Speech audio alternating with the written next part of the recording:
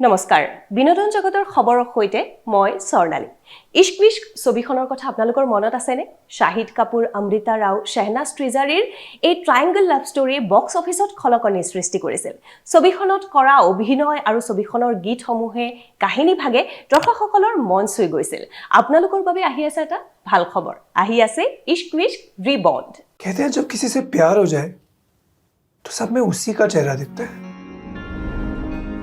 নিপন ধৰ্মাধিকাৰৰ পৰিচালনাৰে আহি আছে ইশ্ক বিস্ক ৰিবন্ড इश्क विश्क प्यार व्यार ছবিখনত এইবাৰ মুখ্য চৰিত্ৰ ৰূপায়ণ কৰিব পশ্মিনা ৰোশন ৰোহিত শৰফ আৰু নেলা গ্ৰেৱালে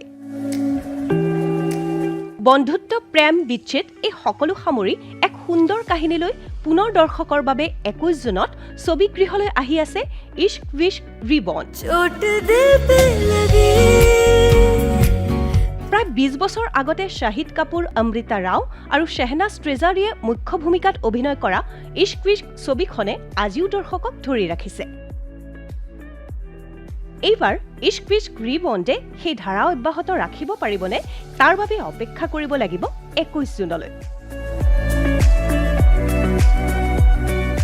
পুষ্পাৰ গীতসমূহ কোনে পাহৰিব পাৰে শ্ৰীৱল্লীৰ পৰা শামে শামেলৈকে প্ৰতিটো গীতৰ তালে তালে দৰ্শকে মতলীয়া হৈ নাচিছিল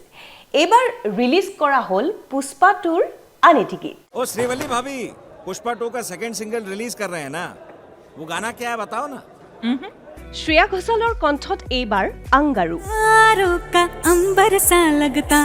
है मेरा सामने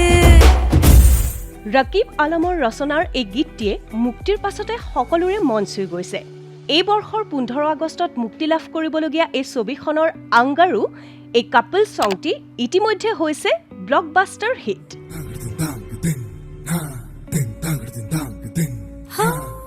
আল্লু অৰ্জুন আৰু ৰশ্মিকা মন্দানক পুনৰবাৰ দৰ্শকে চাবলৈ অতি আগ্ৰহেৰে বাট চাই ৰৈছে तारों का अंबर सा लगता বহুকেইটা ভাষাত বাণীবদ্ধ কৰা হৈছে এই গীতটি দৰ্শকসকল এনে ধৰণৰ খবৰৰ বাবে আপোনালোকে চাই থাকিব আমাৰ বিনোদন